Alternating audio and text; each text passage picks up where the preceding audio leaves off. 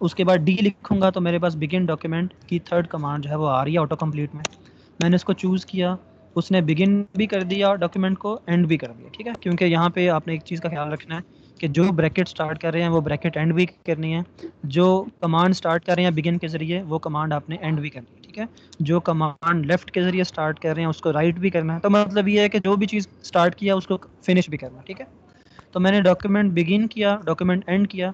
अब इस पूरे बिगिन और एंड डॉक्यूमेंट के अंदर मैं जो चीज़ लिखूँगा वो अब मेरी लैंग्वेज के तौर पे प्रोसेस होगी, कि वो अब मेरा लेटेक जो लैंग्वेज का है प्रोसेसर वो इसको रन करेगा कि मैंने क्या लिखा है और इसकी आउटपुट क्या आनी चाहिए। अब जो ऊपर ग्रीन कलर के दो बटन हैं, जो ये ग्रीन कलर का डबल वाला बटन है, ये आपको फ़ौरन उसको कंपाइल करके व्यू कर देगा, लेकिन जो पहला वाला बटन है वो जस्ट कंपाइल करेगा, आउटपुट आपको शो नहीं करवाएगा। तो मैं कंपाइल एंड व्यू का बटन दबाऊंगा, ठीक है। तो मेरी राइट साइड पे एक पीडीएफ टाइप की फ़ाइल खुल गई है, जिसमें ये जूम की ऑप्शन भी है, और इसने इस चीज़ को जो मैंने लिखी थी उसको कंपाइल करके उसकी आउटपुट मुझे दिखा दिया कि आपका डॉक्यूमेंट इस वक्त फर्स्ट पेज पे है। पेज नंबर दिया हुआ है ऑटोमेटिकली, मैंने उसको नहीं कहा पेज नंबर देने का, फर्स्ट पेज, और उसके पेज पे ये हेलो लेटेक्स लिखा हुआ है यहाँ पर, ठीक है। तो जो भी आप लिखते जाएंगे इंग्लिश में बेसिक, वो यहाँ पे आउटपुट के तौर पे आता जाएगा। तो आपने जो बेसिक इंग्लिश राइटिंग है वो तो जस्ट ऐसे ही करनी है जैसे आप वर्ड वगैरह में करते हैं, लेकिन थोड़ा सा फ़र्क है जो आपको यहाँ पे फेस करना पड़ सकता है। मिसाल के तौर पे अगर मैं यहाँ पे कोई रैंडम सा टेक्स्ट लिख दूँ, ठीक है, और उसको बार बार कुछ कॉपी पेस्ट करता हूँ, ठीक है, मिसाल के तौर पे मैं इसी को दोबारा कॉपी कर लूँ,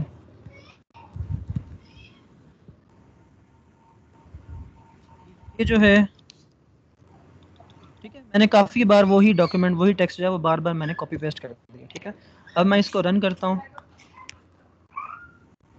तो आप देखें कि एक पैराग्राफ जो है वो इसने यहाँ पे फॉर्म कर दी है, ये एक पैराग्राफ बन गया यहाँ पे आउटपुट का।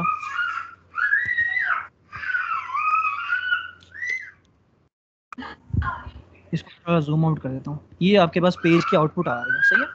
लेकिन अब आप देखें कि यहाँ पे ये सारी चीज़ें जो हैं, एक मिनट दीजिएगा मुझे।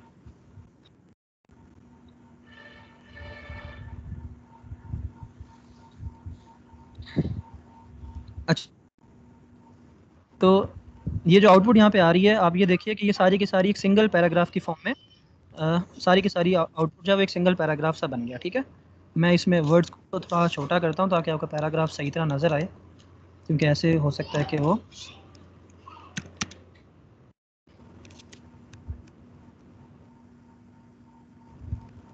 मैं रैंडम सा कुछ टेक्स्ट यहाँ पे लिख रहा हूँ, ठीक है।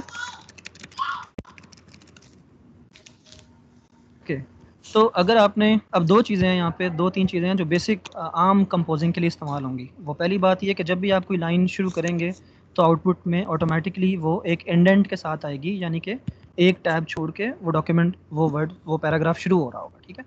अगर आपको मैनुअली किसी जगह पे लाइन ब्रेक करनी है तो आप वहाँ पे डबल बैक स्लैश का इस्तेमाल कर सकते हैं।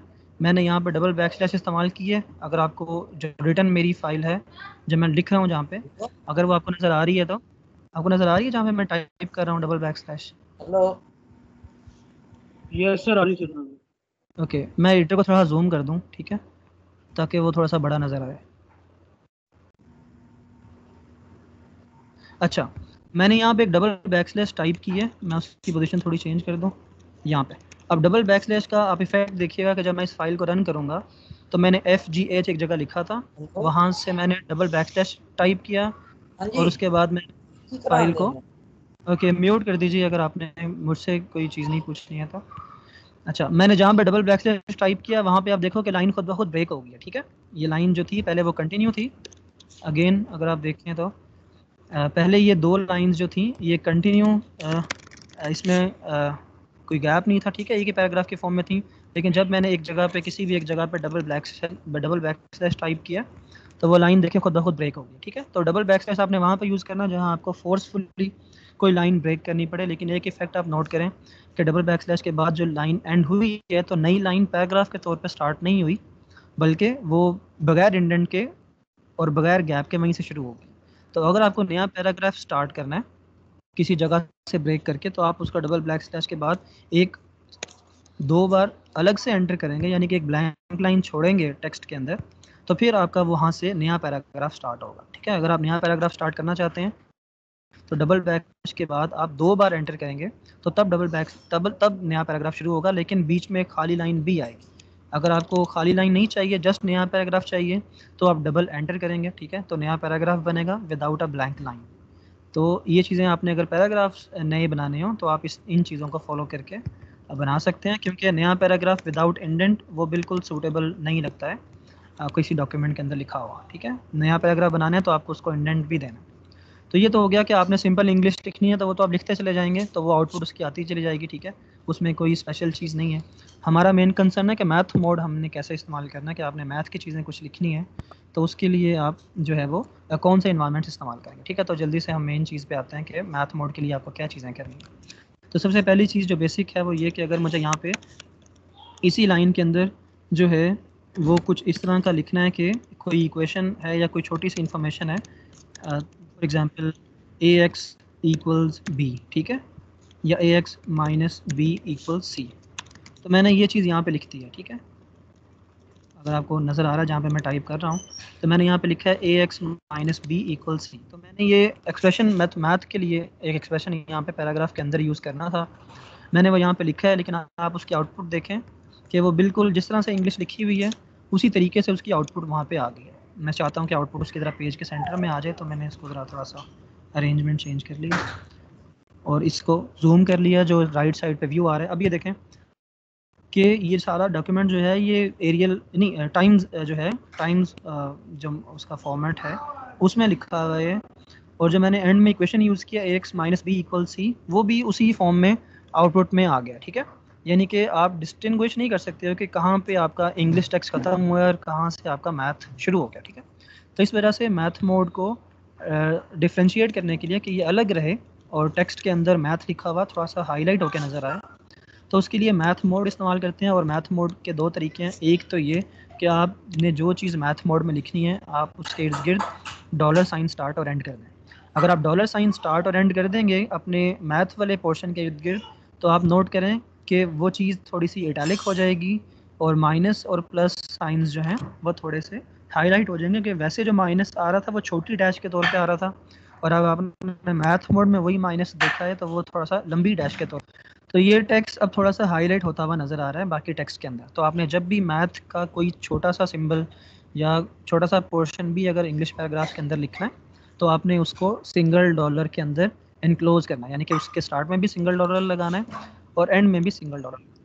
अब दूसरी चीज़ कि अगर आपको यहाँ पे पावर्स या सब्सक्रिप्ट चाहिए, तो वो बिल्कुल जिस तरह आम कैलकुलेटर में होता है। अगर मुझे ए के नीचे सब्सक्रिप्ट चाहिए 2, तो मैं ए के नीचे अंडरस्कोर करूँगा, अंडरस्कोर के बाद कर्ली ब्रैकेट के अंदर मैं जो चीज़ें लिखूँगा वो सारी की सारी जो हैं वो ए के सब्सक्रिप्ट में चली जाएंगी, क्योंकि अंडरस्कोर जो है वो सब्सक्रिप्ट को रिप्रेजेंट करेगा।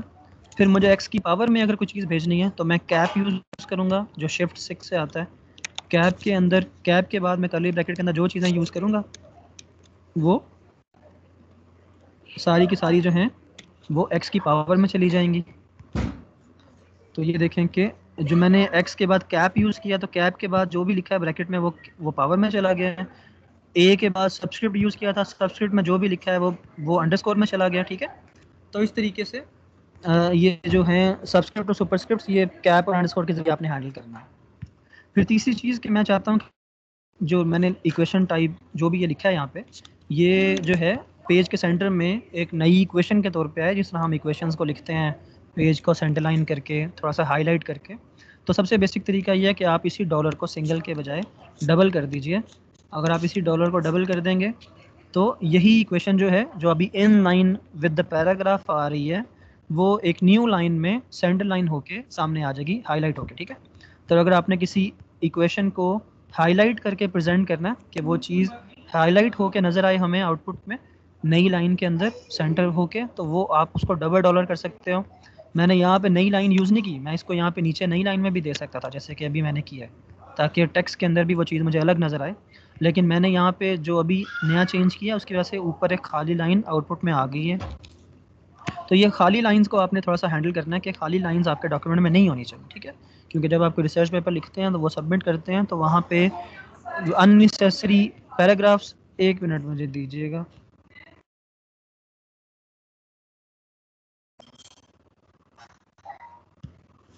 तो अगर आपको, क्योंकि जब फॉर्मल राइटिंग जो होती है उसमें अननेसेसरी पैराग्राफ्स और अननेसेसरी ब्लैंक स्पेसेस जो होती हैं उनको सूटेबल नहीं समझा जाता है, तो आपने अननेसेसरी खाली जगह और अननेसेसरी फोर्सफुल लाइन ब्रेक्स नहीं यूज़ करने, पैराग्राफ्स बनाने हैं जैसे मैंने ऊपर बना के दिखाया, और इसी तरह ब्लैंक लाइंस को नहीं यूज़ करना। तो आपकी ऊपर जो ब्लैंक लाइन आ रही है अभी इस वक्त वो इस तरह से आ रही है कि एक तो डबल डॉलर जो है वो खुद न्यू लाइन बना रहा है, और एक आपने वी हैव के बाद एंटर प्रेस किया हुआ है, और उसके बाद एक खाली लाइन के बाद फिर एक एंटर प्रेस किया हुआ है, यानी कि एक खाली लाइन आपने खुद दी है उसको, और एक डबल डॉलर से खाली लाइन आ गई है। तो इस तरह से डबल डॉलर वाली क्वेश्चन तो आ गई है अपनी लाइन में, लेकिन उससे पहले एक ब्लैंक लाइन आ गई। उस ब्लैंक लाइन को रिमूव करने के लिए या तो आप उसको ख़त्म ही कर दें, जैसे मैंने भी ख़त्म कर दिया उस ब्लैंक लाइन को, लेकिन अगर आप टेक के अंदर भी खुद रीड करने के लिए टेक को अलग अलग ज़रा रखना चाह रहे हैं स्पेस वहाँ पे, तो आपने जो खाली लाइन दी है उसके अंदर एक परसेंटेज साइन वहाँ पे टाइप कर दें, तो उससे वो लाइन खाली भी नहीं रहेगी और परसेंटेज जो है वो आउटपुट में भी नहीं आएगी। परसेंटेज वाहिद चीज़ है इस पूरे लैंग्वेज के अंदर जो चीज़ों को कमेंट करने के लिए इस्तेमाल होती है, कि परसेंटेज के अंदर जो भी चीज़ आप लिखेंगे या परसेंटेज के बाद उस लाइन में जो भी चीज़ आप लिखेंगे वो चीज़ आपको टेक लैंग्वेज में नज़र तो आएगी, लेकिन वो सिर्फ टेक के अंदर आपका अपना कमेंट होगा, वो आउटपुट में एग्जीक्यूट नहीं होगी। परसेंटेज के बाद उस लाइन के अंदर जो भी चीज़ है टेक लैंग्वेज को पता है कि वो चीज़ प्रोसेस नहीं करनी है, वो जस्ट आपने अपनी कमेंट के लिए लिखा हुआ है, ठीक है। तो आपने खाली लाइन के अंदर अगर परसेंटेज साइन लगाएंगे अपनी खाली लाइनों के अंदर टेक लैंग्वेज में, तो फिर आपकी ब्लैंक स्पेसेस नहीं आएंगी अपने डॉक्यूमेंट के अंदर। अच्छा, अब मैंने इस इक्वेशन को जो पहले सिंगल डॉलर में लिखी थी उसको डबल डॉलर कर दिया है, उससे आप देखें कि आपको यहाँ पे वो सेंटर लाइन होके एक इक्वेशन की फॉर्म में आ गई है, ठीक है। अगली चीज़ जो आप यहाँ पे कर सकते हैं वो ये कि मैं चाहूँ कि मैं इस इक्वेशन को नंबर भी दूँ, जैसा कि इक्वेशंस को नंबरिंग दी जाती है। जैसे हम आम डॉक्यूमेंट में अपने इक्वेशन को नंबरिंग दे लेते हैं, उन नंबरिंग को हम आगे यूज़ कर सकते हैं इक्वेशन नंबर्स को, तो वो अगर मुझे यहाँ पे नंबर देना है तो फिर डबल डॉलर के बजाय, डबल डॉलर एक शॉर्ट तरीका है इक्वेशन को इक्वेशन की फॉर्म में लाने का, लेकिन अगर आपने इसको यूज़ नहीं करना तब, अगर आपने इस इक्वेशन को आगे यूज़ भी करना है तो फिर मुझे इस इक्वेशन के ऊपर और नीचे बिगिन इक्वेशन और एंड इक्वेशन लगाना होगा। तो अगर मैं बिगिन इक्वेशन और एंड इक्वेशन इस इक्वेशन के दोनों तरफ अगर प्लेस कर देता हूँ और अब मैं इसी को रन करता हूँ, तो ये मैथ मोड यूज़ करने का दूसरा तरीका है।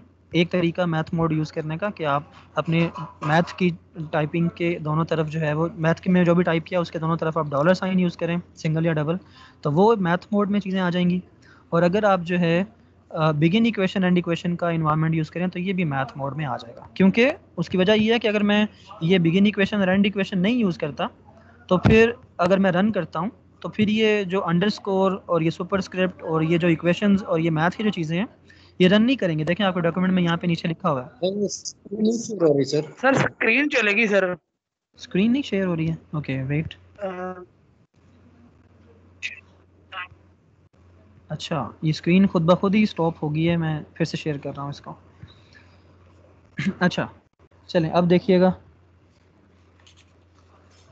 ओके, तो अब देखें मैंने वो जो डॉलर साइन पुट किया था या जो इक्वेशन पुट किया था, equation mod, begin equation and equation दोनों अपनी इक्वेशन के इर्द गिर्द, वो मैंने दोनों चीज़ें रिमूव की हैं। तो आप देखें कि वो एक येलो रीजन आ गया है वहाँ पे, और नीचे जो है वो एक एरर डिस्प्ले हो रहा है मिसिंग डॉलर इंसर्टेड के नाम से। तो मिसिंग डॉलर इंसर्टेड का एरर जब भी आपके डॉक्यूमेंट में आएगा रन करने पे, तो आप समझ जाएं कि आपने कोई मैथ मोड की चीज़ ऐसी यूज़ कर ली है जो कि मैथ मोड में नहीं है। आपने मैथ मोड के बगैर मैथ मोड की चीज़ यूज़ कर ली है। आपको अपना वो चीज़ आइडेंटिफाई करनी है कि वो कहाँ है, और उसके इर्द गिर्द या तो डॉलर लगाना है या इक्वेशन लगाना है, और फिर जब आप उसको दोबारा रन करेंगे तो वो एरर नहीं आएगा और लिखा हुआ आएगा कि प्रोग्राम एग्जिटेड नॉर्मली। ठीक, आखिर में देखें नीचे नोट्स आ रहे होते हैं कि आपके डॉक्यूमेंट में कोई एरर है या नहीं है। तो जब एग्जिटेड नॉर्मली लिखा हुआ आएगा इसका मतलब है अब आपके एरर नहीं रहा। और अब आप आउटपुट में देखें कि डबल डॉलर और इक्वेशन यूज़ करने में क्या फ़र्क है, कि डबल डॉलर में इक्वेशन तो इक्वेशन के तौर पे आ गई थी बट उसको इक्वेशन नंबर नहीं मिला था। अभी आप देखें कि इक्वेशन को नंबर भी मिल गया है बिगिन इक्वेशन के अंदर लिखने की वजह से। ठीक है, तो आपकी जो भी इक्वेशन आपने यहाँ पे लिखनी है वो लिखें, और फिर आप उसके दोनों तरफ जो है अगर आप उसके दोनों तरफ बिगिन इक्वेशन एंड इक्वेशन इस्तेमाल करेंगे तो वो इक्वेशन नंबर उसको मिल जाएगा। ठीक है, और इसी तरह मैं यहाँ पे एक इक्वेशन के बाद अगली इक्वेशन भी पुट करता हूँ। मैं इसी को पेस्ट कर रहा हूँ दोबारा, थर्ड टाइम दोबारा पेस्ट करता हूँ। मैंने 3 बार यही इक्वेशन इस्तेमाल किया, तो देखें उसको पता है कि ये पहले नंबर पे इक्वेशन है, ये दूसरे नंबर पे इक्वेशन है, ये तीसरे नंबर पे इक्वेशन है, तो उसने उनको बारी बारी नंबरिंग शुरू कर दी है, ठीक है। अब दूसरी चीज़ ये कि अगर मैं इन तीनों इक्वेशंस को चेंज करता हूँ, ठीक है, पहली इक्वेशन को मैं C1 कह लेता हूँ राइट हैंड साइड को, दूसरी इक्वेशन को मैं C2 कह लेता हूँ, और तीसरी इक्वेशन की राइट हैंड साइड को मैं C3 कह लेता हूँ। अच्छा, अब आप देखेंगे ये 3 अलग अलग इक्वेशंस आपको नज़र आ रही हैं, ठीक है। अब मेरा ऑब्जेक्टिव ये है कि मैं इन तीनों इक्वेशंस को कंबाइन करूं, ठीक है। इन तीनों इक्वेशन को अगर मैं कंबाइन करना चाहता हूं, यानी कि जिस तरह से आपने देखे होंगे अरे बने होते हैं, मैं थोड़ा सा और चेंज कर लूँ इसको, ठीक है।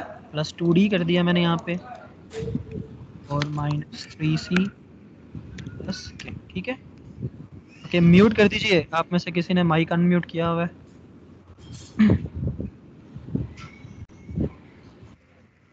अच्छा, ओके, मैंने तीनों इक्वेशंस को थोड़ा-थोड़ा चेंज कर दिया है। उस चेंज करने का मकसद ये है कि वो तीनों इक्वल्स अब थोड़े से अलग-अलग जगहों पे नज़र आएँगे, क्योंकि तीनों इक्वेशंस की लेंथ अलग-अलग हैं। अब वो सेंटर लाइन हुए हैं, तो वो डिफरेंट तरीके से अरेंज हो रहे हैं। अब आपको याद है कि जिस तरह से आप इक्वेशंस को लिखते हैं अपने ट्रेडिशनल मैथ राइटिंग के स्टाइल्स में, तो जब आपने 3 इक्वेशंस को अरेंज करके लिखना होता है, तो आप उसको इक्वल की रिस्पेक्ट से अरेंज करते हैं। आप देखते हैं कि आपकी इक्वेशन में कहाँ पे इक्वल हैं, और जहाँ पे इक्वेशन के अंदर इक्वल होता है, आप वहाँ उसी तरह से इक्वल के नीचे इक्वल को रखते हैं और इक्वेशंस को अरेंज कर लेते हैं। तो अगर आपने उस तरह से इक्वेशंस को अरेंज करने यहाँ पे,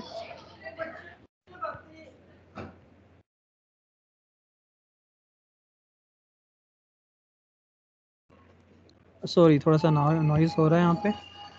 अच्छा, लेकिन आपको मेरी आवाज़ समझ आ रही है? आपको बात समझ आ रही है ना जो मैं कर रहा हूँ? जी सर, समझ आ रही। ओके ओके गुड, ठीक है। अब मैंने तीनों इक्वेशंस जो हैं वो अलग-अलग, जो भी मेरी इक्वेशंस हैं वो मैंने लिख दी हैं यहाँ पे। मैं बार-बार इक्वेशन को थोड़ा चेंज कर रहा हूँ ताकि उनकी पोजीशन अलग-अलग रहे एक दूसरे से। अब मैं उनका एक अरे बनाना चाहता हूँ। अरे से मुराद ये है कि चीज़ें अरेंज होके आएंगी एक टेबुलर फॉर्म में, और अगर ये चीज़ें मुझे अरेंज होके चाहिए, और मैं चाहता हूँ जिस तरह से ट्रेडिशनली मैथ की इक्वेशन को अरेंज करते हैं, इक्वल्स के नीचे इक्वल रख के, अगर मुझे उस तरह से ये चीज़ें अरेंज करनी है, तो पहले मैं ये पूरा का पूरा सेट एक बार कॉपी कर लेता हूँ, ये ताकि ओरिजिनल फॉर्म में भी रहे, और नीचे इसकी जो सेकंड फॉर्म में बनाने लगा हूँ उसमें मैं इसका एक अरे तैयार करता हूँ, ठीक है। अब ये नीचे वाली 3 इक्वेशन मैंने बाद में रखी हैं। अब आप, एक और चीज़ है कि अगर आपने इक्वेशन की किसी कमांड जो बिगिन की है उसको चेंज करना है, तो उस बिगिन की कमांड के बाद जो भी आगे उसकी बॉडी है, आप उस पर अपने टेक्स्ट, अपने कर्सर को थोड़ी देर रखें, तो उसका उसी का जो एंड वाला पार्ट है वो खुद ही हाईलाइट हो जाएगा, और जब आप उसके बिगिन वाले पार्ट को चेंज करेंगे तो एंड वाला पार्ट खुद ही चेंज होना शुरू हो जाएगा, ठीक है। तो अब मैं इसको पहले जहाँ पे सर जी स्क्रीन हैंग है सर जी। स्क्रीन आपकी आवाज प्रॉपर आ रही है लेकिन स्क्रीन नहीं मूव कर रही, उस पे कोई स्क्रीन जो है वो शेयर तो हो रही है मेरे पास। मैं एक मिनट इसको पॉज करके मैं फिर से शेयर कर देता हूँ। Thank you sir ji, thank you sir. मैंने फिर से शेयर कर दिया। Okay ji, okay okay. अच्छा, अब देखें मैंने वहाँ पे जहाँ पे मैंने बिगिन इक्वेशन लिखा हुआ था, वहाँ मैंने इक्वेशन को हटा के इक्वेशन अरे लिख दिया, ठीक है। इक्वेशन अरे का मतलब है कि अगर आपको एक से ज़्यादा इक्वेशंस जो हैं वो अरे की फॉर्म में ऐड करनी है, ठीक है। अब मैंने इक्वेशन अरे बना लिया, और दूसरी चीज़ ये कि अब मैं जो नेक्स्ट इक्वेशंस थी उन इक्वेशंस को वहाँ से उठा के इस अरे के अंदर रखने लगा हूँ। पहली बात तो ये, अब आप इसको नोट करें कि मैंने वो इक्वेशन नीचे से कॉपी की हैं, और मैंने उनको बिगिन इक्वेशन अरे और एंड इक्वेशन अरे के अंदर प्लेस कर दिया है, और मैंने उन इक्वेशंस को डिलीट कर दिया। अब ये देखें, जो ऊपर 3 इक्वेशंस लिखी हुई थी उन तीनों को अलग अलग बिगिन इक्वेशन एंड इक्वेशन में लिखा हुआ था, और अब नीचे मैंने उन्हीं को एक ही इक्वेशन अरे को बिगिन किया है और उन तीनों इक्वेशन को इकट्ठे लिख दिया है, और उसी अरे को एंड कर दिया। लेकिन अभी ये इसी फॉर्म में रन नहीं होगा। अभी इस फॉर्म में रन करोगे तो वो इस सारे को एक ही लाइन में उठा के लिख देगा, जैसे मैंने अभी किया ना यहाँ पे। अब देखें, मैंने 3 अलग अलग लाइंस में इक्वेशंस लिखी हैं, लेकिन आउटपुट में उसने 4th इक्वेशन के अंदर वो तीनों इक्वेशंस एक ही लाइन में सारी अरेंज कर दी, क्योंकि उसको नहीं पता कि कहाँ पे इक्वेशन एंड करने का आपने उसको कमांड दिया, क्योंकि मैंने कोई कमांड नहीं दी। सिर्फ एक बार एंटर करना जो है वो लेटेक्स उसको एक सिंगल स्पेस के बराबर कंसिडर करता है, उसको न्यू लाइन के तौर पे नहीं करता।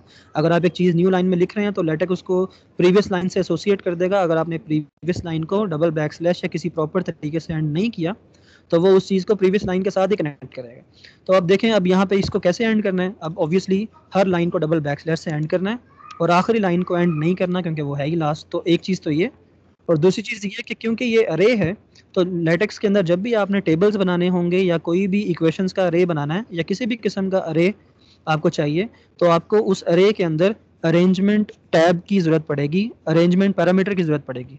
और लेटेक्स टेक लैंग्वेज के अंदर जो है चीज़ों को अरेंज करने के लिए अलाइनमेंट टैब जो है वो एंड के तौर पे इस्तेमाल होता है। यानी कि जो एंड ऑपरेटर है आपका, जो शिफ्ट 7 के ज़रिए आता है, वो एंड ऑपरेटर आपके लेटेक कमांड्स में, सब कमांड्स में अलाइनमेंट टैब के तौर पे इस्तेमाल होगा। जब भी आपने चीज़ों को अलाइन करना है, चाहे वो मैट्रिसेस हों, चाहे वो इक्वेशन अरेज हों या कोई भी और अरे हो, आपने चीज़ों को अलाइन जब करना है तो आपने जो एंड का ऑपरेटर है, एंड की कमांड इस्तेमाल करनी है, और वो हर सिनेरियो में अलग तरीके से हो सकती है। अभी जो इक्वेशन अरेज हैं, इक्वेशन अरेज को अरेंज करने के लिए जो एंड का यूज़ है वो है कि आपने हर इक्वेशन के अंदर जो पार्ट अरेंज करना है आप उसके इर्द गिर्द एंड इस्तेमाल करें। यानी कि आप चाहते हैं कि तीनों इक्वेशंस के जो एंड, तीनों इक्वेशंस के जो इक्वल साइंस हैं वो एक दूसरे के ऊपर और नीचे डिस्प्ले हों, तो आप हर इक्वेशन के अंदर जो इक्वल साइन है उसके दोनों तरफ एंड का इस्तेमाल करें। तो हर इक्वेशन के इक्वल के अगर आप दोनों तरफ एंड साइन इस्तेमाल कर लेंगे और इक्वेशंस को डबल बैकस्लैश से एंड करते जाएंगे, आखिरी इक्वेशन को एंड नहीं करेंगे, तो जब आप इसको रन करेंगे तो उसको पता है कि ये 3 इक्वेशंस हैं, वो इसको 3 इक्वेशंस के आउटपुट के तौर पे देगा। और आपने क्योंकि हर इक्वेशन के अंदर अलाइनमेंट टैब इस्तेमाल किया है और उसको बताया है कि हर इक्वेशन के अंदर कौन सा वाला पार्ट जो है वो नीचे वाले पार्ट के साथ एसोसिएट करना है अलाइन करने के लिए, तो आपका वो पार्ट जो है वो अलाइन हो जाएगा। ठीक है, अब मैंने क्योंकि तीनों इक्वेशन में से इक्वल को चूज़ किया था तीनों इक्वेशंस में एक दूसरे के ऊपर नीचे रखने के लिए, तो इसलिए यहाँ पे इक्वल जो है वो हर इक्वेशन का ऊपर और नीचे वो अलाइन होके तीनों इक्वल्स आप देखो आउटपुट में वो इक्वल आ गए। तो अब देखो कि इक्वेशन 1 2 3 और 4 5 6 जो हैं, जो इक्वेशन 1 2 3 हैं वही इक्वेशन जो हैं वो 4 5 6 में हैं, लेकिन 1 2 3 में वो अलग अलग इक्वेशंस के तौर पे आपने यूज़ किए हैं, लेकिन 4 5 6 में आपने उन्हीं इक्वेशंस को एक अरे के तौर पे इस्तेमाल किया है जो कि डिस्प्ले में ज़्यादा बेहतर तरीके से नज़र आ रहा है। ठीक है, तो आपने यही तरीके होते हैं कि आपने लेटेक में जो अपना मैथ की कंपोजिंग है उसको कैसे सोफिस्टिकेटेड तरीके से अपने रिजल्ट्स को प्रेजेंट करना है। ठीक है, बाकी ये राइटिंग जो है वो आप देखते जाएं, आहिस्ता आहिस्ता चीज़ें आपको पता चलती जाएंगी। ओके, अब देखें यहाँ पे आपने नोट किया कि जब भी आप कोई चीज़ इक्वेशन में या इक्वेशन अरे में यूज़ कर रहे हैं तो वो जो है लेटेक उसको इक्वेशन नंबरिंग दे रहा है। तो आपको ऐसे भी नहीं होता नेचुरली कि आपको हर इक्वेशन को नंबर देना पड़े, क्योंकि बाज़ इक्वेशन इंपॉर्टेंट नहीं होती, तो आप बाज़ इक्वेशन को नंबर नहीं देते, बाज़ इक्वेशन को नंबर देते हैं। तो अगर आपको ये अरे में या ऊपर जो इक्वेशंस हैं उनमें से किसी को नंबर देना है, किसी को नंबर नहीं देना, तो ये भी आप कर सकते हैं। मिसाल के तौर पे अगर मुझे फर्स्ट इक्वेशन को नंबर देना है तो मैंने उसको 1 दे दिया, लेकिन सेकंड इक्वेशन को मैंने नंबर नहीं देना, तो मैं सेकंड इक्वेशन के अंदर जो मैंने बिगिन इक्वेशन की कमांड यूज़ की है, अगर मैं बिगिन इक्वेशन के आखिर में बिगिन इक्वेशन स्टार लिख देता हूँ तो आप देखें कुछ पोर्शन रेड हो गया, आपने उससे बॉदर नहीं होना, वो रेड एरिया कुछ भी प्रॉब्लम नहीं करेगा। लेकिन आपने अगर इक्वेशन के आखिर में स्टार एक टाइप कर दिया, आप देखो इनपुट मैंने जो दिया वहाँ स्टार एक मैंने डाल दिया इक्वेशन के एंड में, लेकिन करली ब्रैकेट के अंदर। अब जब आप इसको रन करेंगे तो ये जो इक्वेशन थी ये इक्वेशन नंबर 2 थी। ठीक है, और ये जो इक्वेशन नंबर 2 थी इसको मैंने असल में इक्वेशन स्टार कर दिया, तो इस वजह से यहाँ पे इसका जो आउटपुट है उसकी नंबरिंग ख़त्म हो गई। एक मिनट मुझे दीजिएगा, यहाँ पे जो है वो एरर को, अच्छा ओके अब कुछ पैकेजेस यहाँ पे मैंने नहीं दिए हुए जिसकी वजह से इक्वेशन स्टार को वो सपोर्ट नहीं कर रहा। इक्वेशन को तो वो आम मोड में समझ रहा है बात, लेकिन इक्वेशन स्टार को वो नहीं समझ रहा है। उसकी वजह ये है कि कुछ पैकेजेस चाहिए होते हैं चीज़ों को अपनी मर्ज़ी से इस्तेमाल करने के लिए। यानी कि मैं एक चीज़ को मॉडिफाइड, एक चीज़ को मैं अगर तो जेन्युइन तरीके से इस्तेमाल करता हूँ फिर तो उसको यूज़ कर सकता हूँ मैं, लेकिन अगर मैंने एक चीज़ को मॉडिफाइड तरीके से इस्तेमाल करना है तो कुछ पैकेजेस यूज़ करने पड़ते हैं। ठीक है, वो पैकेजेस कौन कौन से हो सकते हैं? न्यू टैब में मैं आपको एक तरीका बताता हूँ। आपने न्यू टैब, जब आपने डॉक्यूमेंट का स्टार्ट लेना है अपना, तो आप ऐसा करें, विजिट्स में जाएं, विजिट्स में जाके क्विक स्टार्ट में जाएं और क्विक स्टार्ट में जो भी लिखा हुआ है इसको जस्ट ओके करें, तो एक ब्लैंक डॉक्यूमेंट आपको मिलेगा। और उस ब्लैंक डॉक्यूमेंट में मैंने जो यहाँ पे लिखा था मैं इसको वहाँ पे शिफ्ट कर देता हूँ। ठीक है, वो जो ब्लैंक डॉक्यूमेंट है अब जो नया मुझे मिला है विजिट के ज़रिए, उसमें कुछ कमांड्स ऑलरेडी डिफाइंड है। ठीक है, कौन सी कमांड्स ऑलरेडी डिफाइंड है? आपने डॉक्यूमेंट क्लास तो खुद से डिफाइन कर ली थी पहले भी, पहले आपने 12 पॉइंट डिफाइन की थी, यहाँ 10 पॉइंट है तो मैं इसको 12 भी कर देता हूँ। ठीक है, 12.A4 पेपर आर्टिकल टाइप की डॉक्यूमेंट क्लास मैंने डिफाइन कर दी है। ये आपने हर बार करना होता है। नई चीज़ इस डॉक्यूमेंट में कौन सी आई है? नई चीज़ इस डॉक्यूमेंट में ये आई है कि कुछ पैकेजेस यहाँ पे दिए हैं। इन पैकेजेस का क्या काम है? इन पैकेजेस का काम ये है कि आपकी कुछ इक्वेशंस तो डिफ़ॉल्ट में काम करती हैं, लेकिन कुछ उनकी मॉडिफाइड फॉर्म्स डिफ़ॉल्ट में काम नहीं करती हैं, तो उनके लिए आप वो पैकेज देंगे उसका, तो वो फिर आप यूज़ कर सकते हैं। तो यहाँ पे जो पहली दो चीज़ें हैं जो मैं अलग कर रहा हूँ, वो पैकेजेस लैंग्वेज के पैकेजेस हैं। ये अगर आपने एक्सेंट्स यूज़ करने हैं, मुख्तलिफ लैंग्वेज मुख्तलिफ अदर लैंग्वेजेस यूज़ करनी है, तो ये उनके लिए है। जो सेकंड, थर्ड और फोर्थ पैकेजेस हैं ये वाले AMS math, AMS fonts, AMS symbol, और एक मैं ऐड कर रहा हूँ AMS थ्योरम। ठीक है, तो ये जो 4 पैकेजेस मैंने यहाँ पे इस्तेमाल किए हैं। अब ये अलग अलग पैकेजेस को आप कॉमा के जरिए सेपरेट करके एक ही यूज़ पैकेज में भी दे सकते हो, या आप हर बार यूज़ पैकेज के अंदर एक अलग पैकेज भी दे सकते हो। तो बेहतर है कि आप कॉमास के ज़रिए एक ही लाइन में सारे पैकेज दे दो, तो ये भी बेहतर है। तो अच्छा, ये जो 4 पैकेज मैंने अब दिए हैं AMS के, ये AMS मैथ, फ़ॉन्ट, सिंबल और थ्योरम्स के पैकेज हैं। ये आपको जस्ट थ्योरम राइटिंग के अंदर आपकी हेल्प करेंगे आसान कमांड्स को मॉडिफाई करने में। ठीक है, तो आपने ये पैकेज ऐसे ही हर डॉक्यूमेंट के अंदर दे देने हैं, तो वो आप खुद ही यूज़ होते रहेंगे। ठीक है, तो ये जो शुरू की बॉडी है ये हमेशा ऐसी ही रखनी है। आप कोई भी प्रीवियस डॉक्यूमेंट लें, वहाँ से ये पूरी बॉडी कॉपी करें, और जो मिडल में आपका जो अपना पोर्शन है वो आप अपनी मर्ज़ी से लिख लें। ठीक है, ये स्टार्ट का काम आपने इसी तरह से, स्टार्ट वाली बॉडी इसी तरह से अडॉप्ट कर लेनी है किसी भी डॉक्यूमेंट में से। अच्छा, जो आखिरी पैकेज यहाँ पे ग्राफिक्स का लिखा हुआ है, ये अगर आपने अपने डॉक्यूमेंट में कुछ इमेजेस इस्तेमाल करने हैं, फिगर्स ऐड करनी है, तो ये ग्राफिक्स का पैकेज अगर आप देंगे तो आप फिगर्स ऐड कर सकते हैं। अदरवाइज़ आप डॉक्यूमेंट में सिर्फ टेक्स्ट लिखेंगे या मैथ्स लिखेंगे, लेकिन आप इमेजेस ऐड नहीं कर सकते या फिगर्स ऐड नहीं कर सकते। तो ये ग्राफिक का पैकेज भी आप दे दें। तो अब ये जो चीज़ें आपने ऐड की हैं, ये आपको आम तौर पे जो डॉक्यूमेंट में चीज़ें चाहिए होती हैं, इक्वेशंस, थ्योरम्स और फिगर्स, अब आप वो सारी चीज़ें इस्तेमाल कर सकते हैं। अब देखें, लास्ट टाइम एरर किस चीज़ का आपको मिला था? जो आपने इक्वेशन के साथ स्टार यूज़ किया, वो स्टार आपको अलाउ नहीं कर रहा था यूज़ करना। ठीक है, लेकिन अब जब मैंने ये पैकेजेस दे दिए हैं ऊपर, अब जब मैंने मैथ के और थ्योरम के पैकेजेस दे दिए हैं, तो अब आप देखेंगे इक्वेशन स्टार की जो कमांड है वो लास्ट डॉक्यूमेंट में काम नहीं कर रही थी, वो एरर दे रहा था वो, लेकिन अब जब आपने पैकेज दे दिया उसका अप्रोप्रिएट, तो अब थ्योरम की इक्वेशन स्टार की कमांड अब रन हो गई है। और अब देखो कि इफेक्ट क्या आया। इफेक्ट ये आया कि सेकंड इक्वेशन को जब आपने स्टार किया है, तो सेकंड इक्वेशन का नंबर यहाँ से वैनिश हो गया। आप राइट साइड पे जो आउटपुट आ रही है उसको देखें कि पहले इक्वेशन 1 के बाद इक्वेशन 2 आ रही थी, और फिर आगे बाकी इक्वेशंस आ रही थी 6 तक।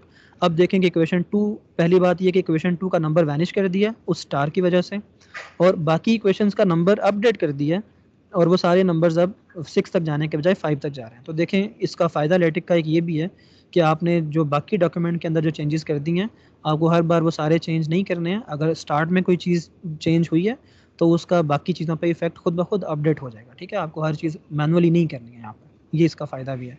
अच्छा चलें, अब आपको जो भी इक्वेशन नहीं चाहिए आप उसको स्टार कर दें। मिसाल के तौर पे मुझे ये पूरा का पूरा अरे नहीं चाहिए। ठीक है, अरे चाहिए, इसकी नंबरिंग नहीं चाहिए। तो मैं इस अरे में बिगिन इक्वेशन अरे के बाद बिगिन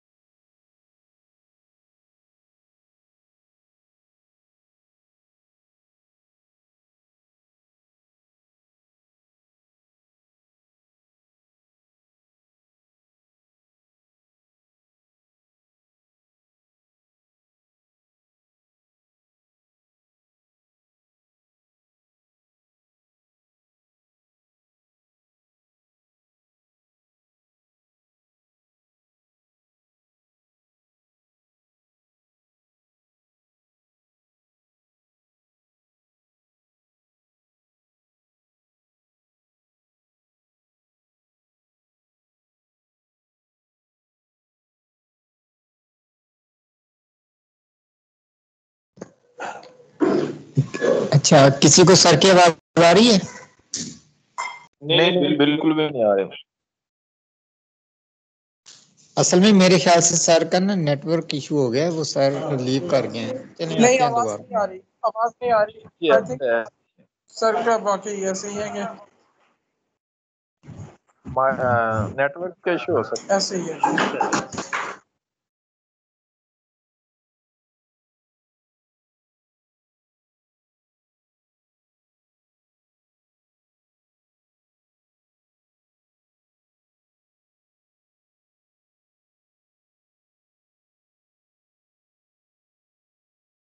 इधर ना तो तूफान आया हुआ है, शायद इस वजह से नेटवर्क का इशू आ रहा है।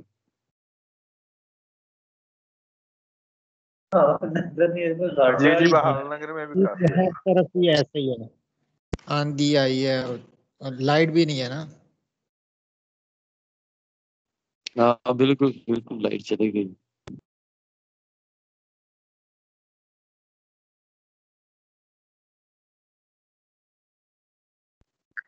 अस्सलाम वालेकुम। अच्छा भाई, आप लोगों में से कोई बहावलनगर में से भी है?